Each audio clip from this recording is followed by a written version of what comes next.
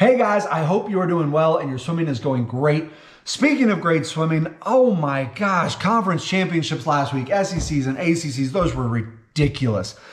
And the highlight had to be Julian Smith, 49.5 in the 100 breast. Maybe I'm biased as a breaststroker, I don't know, but that's just crazy. And here's the even crazier thing. I think he could have been 48 just by changing one thing. We'll get to that in just a second. But first, giveaways. We had two people come within hundredths of a second of winning. One person guessed that Jordan Crooks would go 40.52 in the 100 free. Another guessed Josh Liendo would go 40.53 in the 100 free. And Crooks and Liendo tied 40.45. Whew, that was just an unbelievably good race. But don't worry, we got more conference championships this week, so more chances to win. We got Big 12s, Big 10s, and Ivy Leagues going on right now. So it's a total do-over. Everything is the same. Pick any event, Saturday event from any one of those conference championships and comment below with two things because you get two chances to win. You don't have to do both, but it increases your chances, but you only get one prize. Comment below with the winner of any Saturday event from any one of those conference championships with their time down to the 100th and or the top 8 finishers in order for any Saturday event, and you win one of anything in the Fike Swim Shop. There you go. Now, of course, the usual rules, U.S. residents only, no internationals, I'm sorry. And you got to get your comment in by Friday at midnight. So there you go. Good luck. Let's get into this.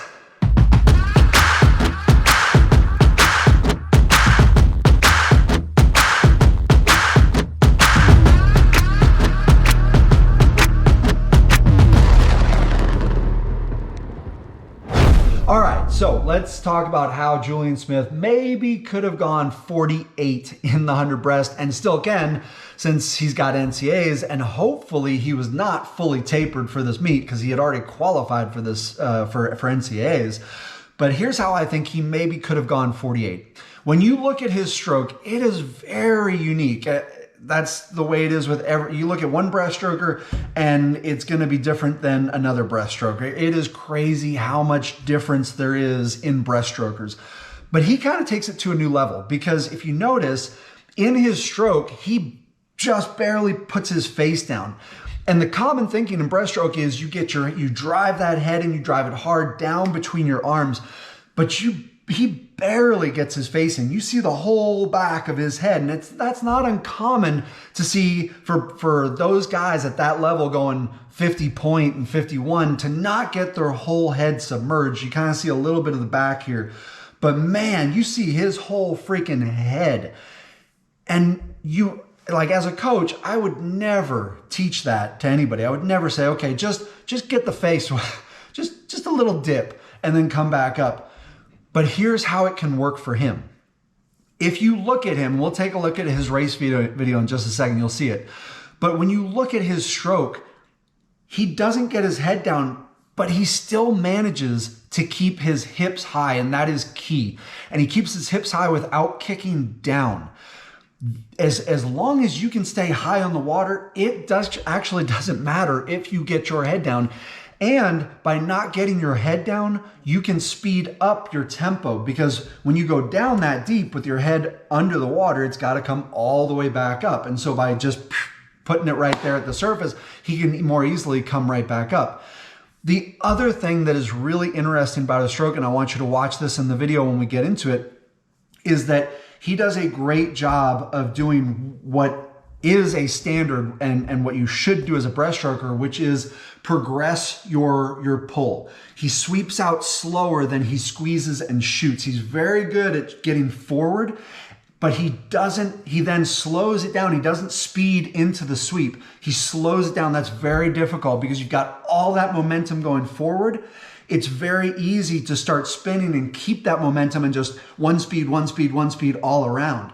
So take a look at how he slows his sweep down and then speeds his shoot up.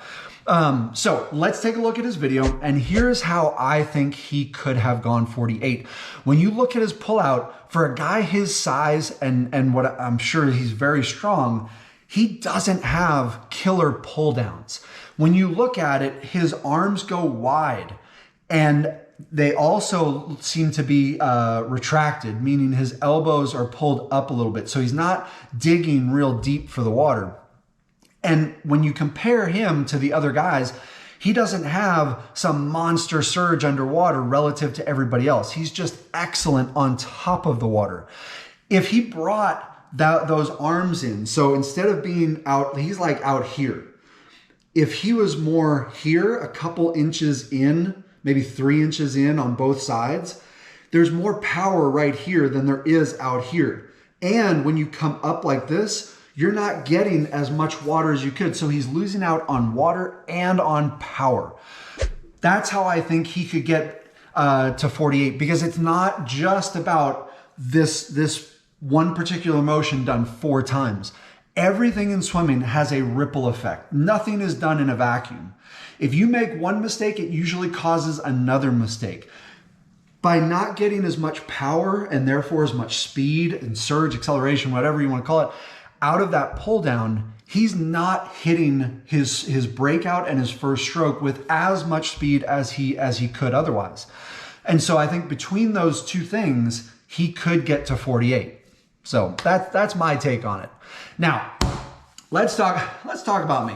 I am 1 week out from sectionals, and I've got a race this weekend. I hope to get video of that and we can talk about it next week. But it is going to be my first race in almost 3 months, and I am just doing prelims of the 100 breast. To do more than that, I think would be a mistake 1 week out, but I got to do something, right? So we'll take a look at that next week. In preparation for this week and sectionals, I wanted to do an ASU set that Michael Andrew posted on his social. It was 650s on 5 minutes rest, suited from a dive. He did a breaststroke. He started off at 25.9 and got down to 25.0. And so I wanted to do the same thing. I wanted to see how close I could get. But I did this last Thursday when I was 3 days out from being diagnosed with the flu. And so we're going to take a look at this here in just a second. I started off really well, but then I had to call it because I just was not feeling good still. So we're going to take a look at this, and I will see you guys next time. Until then, good luck with your swimming. Swim different. Here we go. All right, it's Thursday, almost exactly 2 weeks out from my first race at sectionals. And I haven't raced since the beginning of December, so I got to see where I'm at. It just sucks that I got a couple things working against me. One, I was diagnosed with the flu on Monday, so still feeling a little bit of that. I do have a tech suit on to help me out a little bit. I got some fuzz here. I'm a little old, and yeah, there's a wind working against me in both directions, so I got my work cut out for me. But we're gonna do a 50 here, see what I got in me. Take a few minutes, see if I want to do another one. But yeah, just take it one at a time. I am feeling a little bit of that sickly fatigue, so I don't want to overdo it, but got to put in the work. So let's go.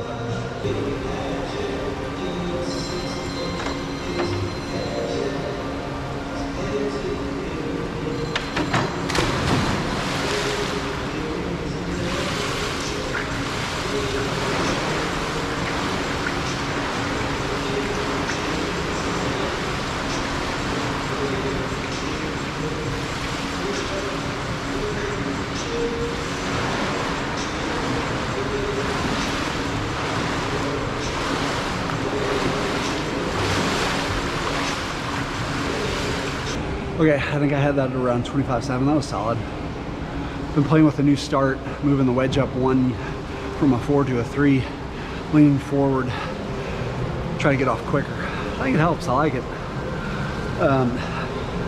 On that, I don't know, it was pretty good, but it was also just a little bit, I don't know, off.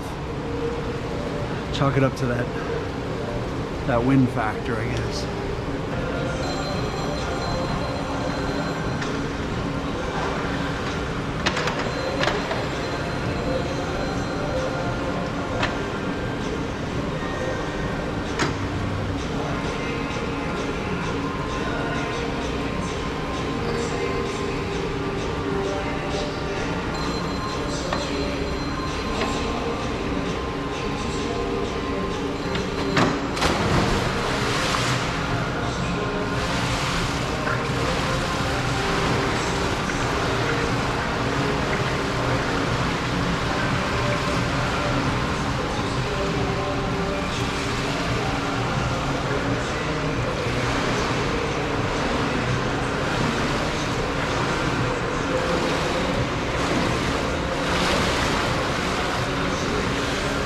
All right, 25.6, so basically the same time. But yeah, I'm definitely feeling something, you know, that deep down inside sickly fatigue that's kind of holding you back. So I'm gonna do one more, but I'm gonna go butterfly. Yeah, I know, just feeling kind of crazy today.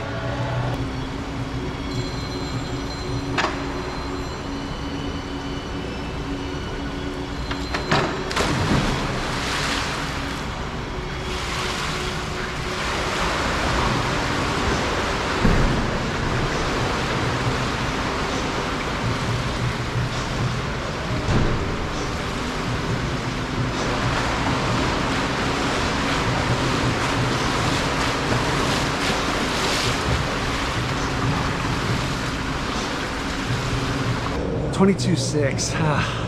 That's not bad for never swimming butterfly, but I'm pissed at myself. I took a breath on the second stroke. I never take a breath in a 50 fly. Long finish. Probably could have been almost half a second faster on that. Just goes to show you how important it is to actually train what you want to race. But it was good to mix it up too, but I'm done. I can just feel that I'm not 100% still, and you know, the goal today was to do like about 550s all breaststroke. I probably could have pushed through it and held about 25 mids, but it just doesn't feel quite right. So best thing to do, call it a day. So that's it. I'll see you guys next time.